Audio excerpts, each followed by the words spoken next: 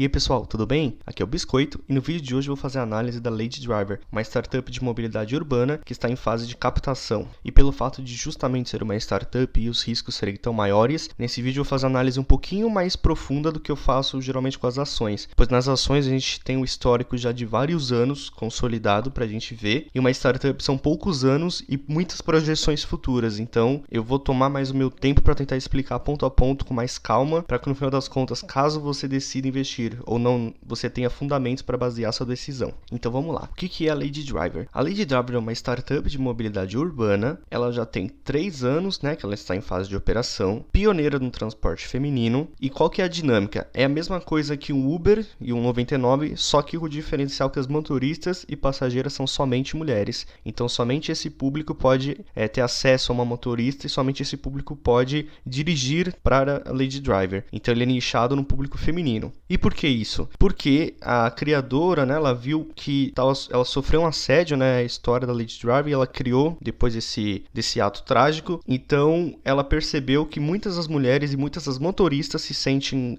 acuadas, né, em ser Uber ou pedir um Uber masculino pelo medo justamente de ser assediada e de acontecer alguma coisa, que é um medo totalmente compreensível, né, que infelizmente esse tipo de coisa acontece. Então a grande sacada foi criar um Uber feminino, né, somente motoristas femininas e somente passageiras femininas. O mercado de mobilidade urbana no Brasil, ele é muito grande no mundo inteiro, né? Mas no Brasil também ele é muito grande, só que ele ainda é muito pouco explorado, ainda só uma pequena parcela, se eu não me engano, na casa de 20-25% das pessoas pedem, né, por aplicativo. Então ainda tem um mercado para se consolidar. Então, se você vê que a maior parte das pessoas que pegam Uber são mulheres, se a Lady Driver conseguir entrar nesse mercado de transporte feminino, ela vai ter um mercado tem mais de 100 milhões de mulheres no Brasil. Então, se a gente for pegar essa regra dos 20%, seria o que? Umas 20 milhões de mulheres que pedem Uber, 99 e afins, então tem um mercado muito interessante, né? Um mercado bem grande. E a escalabilidade, né, pelo fato do motorista não ser um empregado direto da empresa, né, um colaborador terceirizado, então a empresa tem uma liberdade maior, né, porque quem está prestando o serviço é um terceiro. E eu só fiquei com uma dúvida nesse processo todo, porque como aplicativo feminino, eu não vi nenhuma parte falando especificamente de trans, né? Uma pessoa que se identifica, que nasceu no corpo masculino, mas se identifica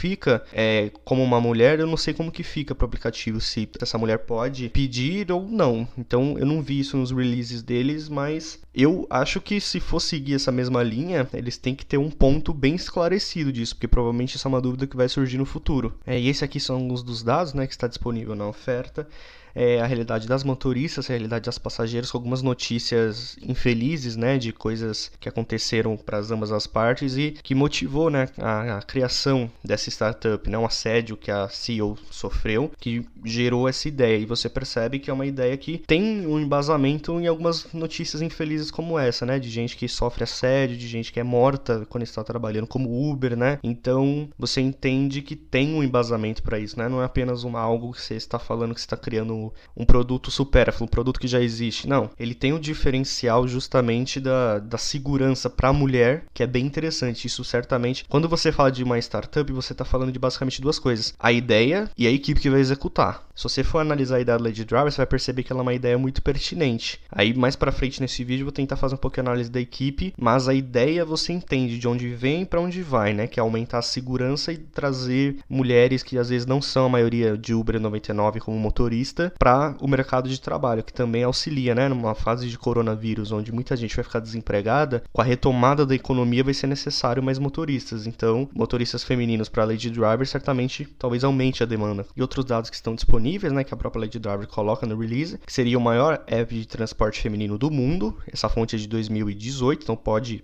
se manter ou pode ter caído. Eles não colocaram uma atualização. O 6º app de mobilidade mais procurado do Brasil, e a Lady Driver ficou em primeiro lugar na App Store brasileira durante uma semana. Então, é um aplicativo que teve, né, uma procura, mais especificamente em 2019, né, 2020 a gente está no meio de uma pandemia, é difícil isso se manter no caso, ou se talvez se mantenha, certamente o número de chamadas e de corridas caiu. E aqui um pouquinho do raio-x da empresa, né, alguns pontos que foi elaborado pela plataforma que está fazendo a captação, que seria o impacto socioambiental e a diversidade. Eu gostaria de entender um pouco do trans, como eu disse, então para entrar nessa categoria de diversidade, tem um impacto direto, né, porque você está falando de só um nicho, né, de mulheres, né, você está fazendo um aplicativo de mulheres para mulheres, então você, do mesmo jeito que você está nichando, você está cortando a outra metade da população que é masculina, mas você entende, né, tem toda uma explicação do porquê isso. O faturamento, ela é uma empresa que tem 3 anos, né, então ela tem já alguns relatórios, né, já tem alguns balanços e balancetes que foram dos anos de 2018 e 2019, então o faturamento você já entende de onde que virá a receita, né, ele é fácil de entender, e a Lady Driver pretende também implementar, além das corridas B2B, né, que é para o cliente final, eu, você, quer dizer, não é, eu não, né, eu sou homem, mas assim, você que é mulher, que você pode baixar o aplicativo e pedir, isso é o B2C, que é diretamente para o consumidor. Ela pretende implantar uma modalidade de B2B, né, que é business to business, que seria uma espécie de entrega escolar, como se fosse uma perua e de transporte de empresas, então isso daí também pode aumentar, né, certo, sem dúvidas, o faturamento da empresa. O grau de inovação, não é um aplicativo que criou o conceito de mobilidade urbana, né, não é o Uber, mas você está tratando um diferencial, né, do fato de ser nichado para as mulheres, então isso eu não me recordo de ter visto uma empresa nesse estágio aqui no Brasil, eu acho que não tem. Lá fora do Brasil tem alguns exemplos, mas a Lady Driver colocou até nesse próprio slide que é o maior app de transporte feminino do mundo, então talvez seja a vanguarda realmente, né? Tem ali sua inovação, escalabilidade não precisa nem falar, né? Você consegue atingir todas as cidades de um país e até fora com uma estrutura enxuta, né? Porque quem está prestando o serviço de fato são motoristas terceirizados, né? Motoristas autônomos. E o estágio de desenvolvimento do produto 5 estrelas, você entende que sim, né? Ele já tem alguns anos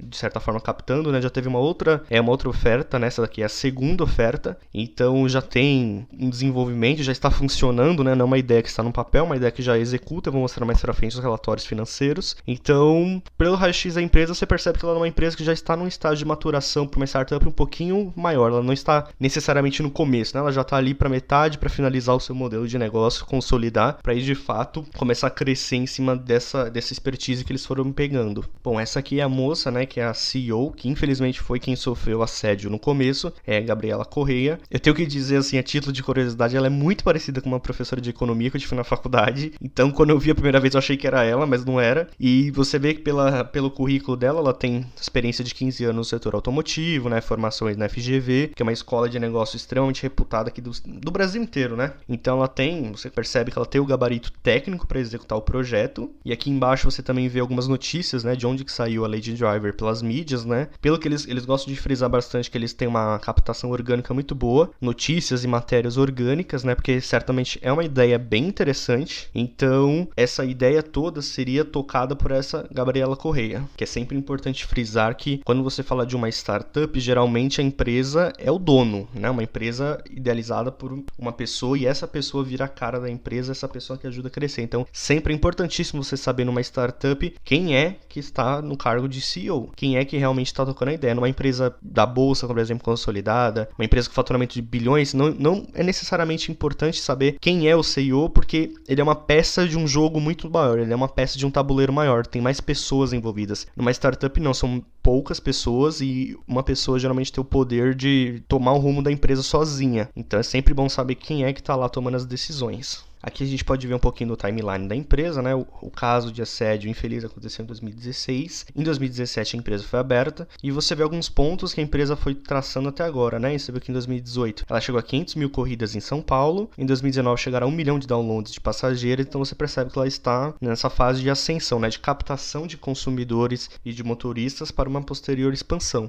E aqui ele fala um pouco sobre o mercado de mobilidade por aplicativos no Brasil, que realmente é imenso, né? São quase 3 bilhões de corridas por ano, 10 bilhões de reais em receita, e ali aquele ponto, apenas 21% utilizam aplicativos de transporte, entre eles o Uber, Cabify, 99, né, que são os maiores players do mercado. Então dá pra ver que ainda tem como esse mercado crescer, né? Tem como ter mais penetração de mercado, mais pessoas buscando, né? Porque essa tecnologia, de certa forma, ela é recente, né? Nem todo mundo tem esse costume, principalmente fora dos grandes centros como São Paulo. Então isso daí abre um espaço espaço para as empresas irem mais para o interior na busca de mais clientes, mais motoristas e aumentar a receita, né? Aqui nós podemos ver um pouquinho o crescimento da empresa, né? A empresa diz que ela não investiu diretamente em marketing para atingir esse resultado, ou seja, isso se dá de forma orgânica, né? A base que está interessada nesse produto joga no Google e acaba encontrando a empresa, então que é um ponto interessante da empresa, ela está em um crescimento orgânico bem acentuado. Então quando a empresa entrar de fato com muito marketing, talvez ela não tenha um custo muito elevado para captar um cliente, já que a base dela está crescendo de forma espontânea. Então esse é um ponto a se observar na empresa, quanto que ela gasta para captar um motorista e para captar um consumidor. Pelo que está mostrando aqui, ela está crescendo de forma espontânea, o que indicaria que seria mais fácil, né, você direcionar esse marketing. Não precisaria gastar muito para captar um cliente se a base tem interesse. Mas como a empresa não tem um histórico muito longo, então é difícil dizer se realmente na prática, de fato, o marketing vai ser tão eficiente. Essa é a diferença de uma empresa da bolsa, que você tem décadas de relatórios, de balanços, e para você entender que a empresa realmente consegue trazer o resultado. Uma startup você espera que sim, mas você nunca sabe. É muito difícil. Por isso que é tão perigoso. Aqui outro dado interessante, né? Requisição de passageiros por ano. Dá para ver que está com um crescimento bem acentuado. E novamente, se esse crescimento for totalmente orgânico, é um crescimento muito interessante, né? Porque tá bem exponencial esse crescimento. Se realmente for tudo isso que a empresa está colocando, se for realmente esse crescimento orgânico, quando vier de fato o dinheiro para o marketing, pode realmente dar uma catapultada na empresa. Mas como eu disse, como não tem anos, 3 anos é muito pouco para você dizer, né? 2017, 2018, 2019, é difícil você falar que a empresa vai repetir isso para frente, principalmente no meio de uma pandemia, e depois dela a gente não sabe como que vai ficar a economia depois de tudo isso. Olhando assim, é interessante, mas é difícil você realmente cravar o martelo que vai ser um crescimento assim no futuro. E aqui é uma das métricas de aquisição da empresa, né, que é bem interessante a gente saber. Isso não está relacionado ao marketing, isso daqui está relacionado ao voucher de promoção que a empresa faz. Então, é difícil dizer que o marketing teria números tão atraentes que nem esse, né, de 9 vezes para você captar uma motorista e 5 vezes para captar uma passageira, mas, de certa forma, é um número bem alto até para um voucher. Então, é interessante essa dinâmica de captação da Lady Driver.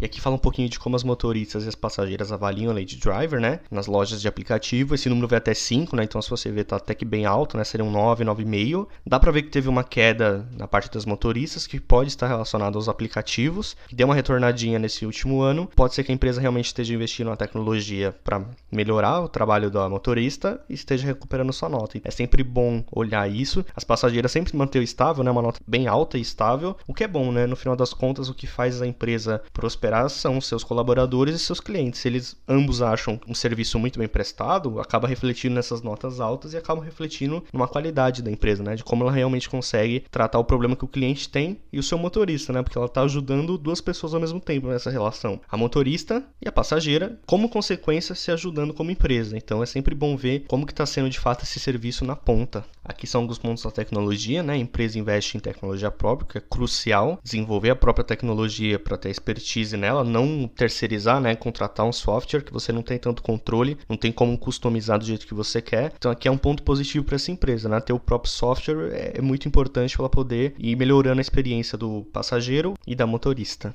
Esse aqui seria um projeto futuro da Lady Driver, né? Que eu disse que ela estaria buscando mais o B2B, né? O business to business, que seria esse transporte escolar e transporte empresarial, né? Pelo que eles colocam aqui nas pesquisas que eles fizeram, teve uma recepção muito boa. Então é muito bom, né? Porque você pode criar mais uma fonte de receita importante para a empresa, não dependendo somente das motoristas e do B2B, balanceando com o B2C, porque quando uma não está indo muito bem, a outra pode estar bem, o que mantém a solidez e geração de caixa da empresa. Então é sempre interessante uma empresa quando ela tem diversas fontes de renda. E aqui está falando um pouquinho da expansão que a empresa planeja, né? Para Rio de Janeiro e Minas Gerais, que junto com São Paulo são os 3 polos, né, da mobilidade urbana no Brasil, que é importante a empresa ter uma pegada, porque as outras empresas estão focando muito nesses estados. Iniciar o serviço de transporte para grandes empresas, que eu disse no slide anterior, para diversificar essa receita, né, o B2B, e aumentar o número de cidades licenciadas, né? Isso daí é essa fase que começa a exponencialidade, né? Escalabilidade. Você começa a atingir muitas e muitas cidades, muitas e muitos motoristas, você acaba atingindo muitos passageiros e aí a receita da empresa, se realmente capitalizar em cima disso, acaba crescendo exponencialmente junto. Então é bem importante esse projeto de expansão, eu diria até que agressivo da empresa, né? Uma empresa que está buscando um crescimento agressivo, mas é o que você espera de uma startup, né? Uma startup que não está buscando um crescimento agressivo meio que não é tão interessante, né? Melhor ficar na bolsa, né? Investir num tesouro direto, na renda fixa, do que você ficar numa startup que tem um crescimento conservador, né? Então, é uma meta mais assim, do mesmo jeito que é agressivo pode dar muito certo, pode dar muito errado. A agressividade, se ela for desmedida, se ela for completamente não planejada, a empresa não consegue consolidar nada do seu projeto e acaba quebrando, né? E aqui eles colocam, né? Fizeram tudo isso em uma cidade, imagina o potencial expandindo para 52 anos, né? Como eu disse, bem agressivo. Se der certo, vai dar muito certo. Se der errado, compromete bastante. Uma startup não tem tanto espaço para manobra, né? O caixa já está sendo queimado muito rápido. Então, tem que ser uma expansão planejada e bem executada, senão tudo vai por terra. E aqui a oportunidade, né? Que a empresa está apresentando são 466 cotas, R$3.000 cada cota, que corresponde a 1.400.000, né? Então, quem quiser uma cota desse sonho, né? Desse projeto, vai ter que desembolsar R$3.000 por cada cota. E uma coisa que é importante dizer é que, assim, como é uma startup, essa cota ali não vai pagar dividendos muito provavelmente nos primeiros 5 ou 10 anos, tá? Então não espere dividendos. A rentabilidade é meio difícil de você mensurar, porque não é marcado a mercado, né? Esse título não está no mercado para você entender todo ele não tem liquidez. Se você for vender esse título, você vai precisar achar um investidor, uma pessoa que realmente queira comprar e fazer um negócio entre si. Então é difícil você dizer quanto vale, né? Porque não está sendo marcado a mercado. Então é um investimento assim, você vai comprar e você vai ficar alguns anos, 5, 10 anos até você poder vender ou manter, para entender quanto que vale. Caso a empresa abra na bolsa futuramente, aí você poderia vender nessa abertura, enfim. Então é um investimento que você vai comprar e é quase um casamento. E aqui falando um pouquinho da análise financeira da empresa, novamente, está projetando um crescimento muito agressivo, né? É muito difícil você prever por 5 anos o que essa empresa vai fazer de fato, né? Porque eles estão colocando um crescimento. No Excel você pode colocar qualquer coisa. Você cria lá uma fórmula, você coloca e pronto, sua empresa vai crescer tudo isso. Quando você traz isso para a realidade, é muito mais complexo. Então, um crescimento tão agressivo quanto esse fica bonito na apresentação, né, no pitch para o investidor, mas se você não fizer na prática, não serve de nada. Então, claro, se esse investimento de fato atingir essa taxa de crescimento, é um investimento muito interessante, mas pode não atingir. Então, tem que ficar de olho nisso, não ser iludido sem entender todos os riscos. Isso pode não se consolidar. Digo mais, essas projeções, elas ainda não levaram em conta o cenário do coronavírus, então elas já podem estar distorcidas no ar. Então, que aqui em 2020 está tendo muito menos, né? Tá muito mais difícil você pedir um carro, né? Pelo medo, pelas pessoas estando ficando mais em casa. Então, um ano já compromete uma projeção para frente. Então, se o primeiro ano já vai muito menos do que o esperado, o segundo, terceiro, quarto e quinto, certamente, a tendência é que seja mais abaixo. Então, tem que ser analisado com calma, porque não é só paraíso, né? Não é toda empresa que realmente, não é toda startup que vai chegar no valuation do Uber. Muitas querem, mas pouquíssimas conseguem. Pode ser essa empresa? Talvez. Ela tem uma ideia interessante, a execução provavelmente vai ser interessante também, mas assim, difícil dizer se vai realmente ser tão interessante para você colocar um dinheiro e ficar travado por alguns anos. Então, quem realmente pretende investir numa startup participa de uma estratégia de alocação muito maior do que isso. É só um pedacinho do seu portfólio, não todo o dinheiro que você tem. Na casa ali dos 3%, 2%, no máximo 5% se você for extremamente agressivo. Porque a tendência, esse investimento, se você for olhar o histórico das startups, a tendência é esse investimento nunca se pagar. Muitas startups quebram antes dos 5 anos. Então, é um dinheiro que você não pode depender dele no curto prazo e que não vai comprometer todo o seu patrimônio, porque o risco ele é altíssimo. E aqui nós temos uma projeção mais completa, né? Que é aquilo. Novamente, é muito difícil dizer se isso vai sair do papel ou não. Essa partezinha vermelha, essa é a parte consolidada, né? Isso é o que de fato aconteceu. Essa parte verde já são projeções. Então, toda projeção já, por nascença, já pode estar errada, porque você está trabalhando com arbitrariedade e você está imaginando um cenário, né? Você está cravando uma taxa de crescimento para um cenário. E todo valuation, né? Todo o preço da empresa, ele sai dessas projeções. Então, se essa projeção estiver errada, muito errada, você pode estar pagando muito caro para o investimento que não vai retornar tanto dinheiro. Agora, se tiver certo, você vê, os números estão bonitos, a tendência que cresça, a tendência, né? Eu coloco aqui entre aspas, que é a tendência projetada para a empresa, né? Isso aqui é uma projeção financeira, é um crescimento, você vê ali de 2020 para 2021, vai ter um crescimento de 5 vezes a receita. 2022, 2 vezes a receita. 2023, mais 2 vezes. Então, é um crescimento muito grande num prazo de tempo muito pequeno. Eles estão contando que eles vão conseguir executar perfeitamente o projeto, perfeitamente a campanha de marketing, vão conseguir adquirir mais motoristas, adquirir mais clientes, tipo, perfeitinho. O que é difícil de acontecer. Claro, pode ser para mais. Pode até ser para mais. Pode ser igual isso daí, mas pode ser menos também. Então, isso tem que ser pensado. Quando você vai pensar no investimento em startup,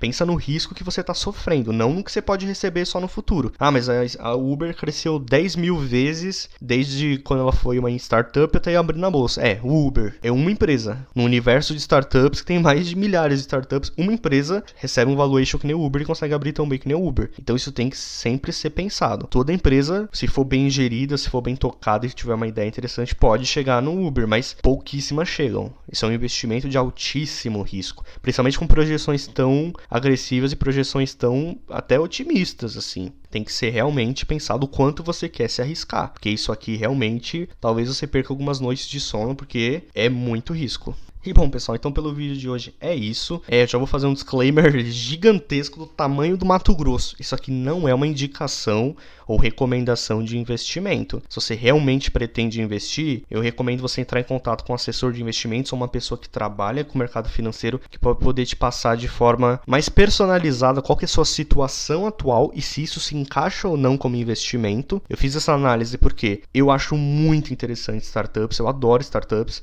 Eu vou até a título de disclosure, né? A título de transparência. Eu já investi nessa empresa, só que eu investi na abertura passada. Ela abriu ano passado uma captação, foi até muito bem sucedida e eu entrei no ano passado. Esse ano, como tem outros ativos que estão descontados na bolsa, eu estou aportando mais na bolsa e eu talvez não participe dessa oferta. Mas assim, se você achou interessante, acha que o aplicativo realmente vai facilitar a sua vida e você gostaria de contribuir, é uma oportunidade que você pode analisar um pouquinho mais. Eu vou deixar aqui embaixo, na descrição do vídeo, o site da empresa que está fazendo a captação e o site da Lady Driver, onde está toda a explicação, né? E você pode ir lá dar uma olhadinha, tem o número da empresa, você pode entrar em contato, mandar um e-mail, perguntar mais se você tiver mais dúvidas. E então é isso. Agora eu quero saber de você. Você achou interessante esse vídeo? Você quer investir nessa startup? Você não quer? Você acha que é muito arriscado? Deixa aí no comentário que a gente bate um papo. E eu gostaria de pedir, se você gostou, deixa o joinha, se inscreva no canal. Eu pretendo fazer mais análise de mais startups e outras empresas. E bom, por hoje é isso. Bons investimentos e até a próxima.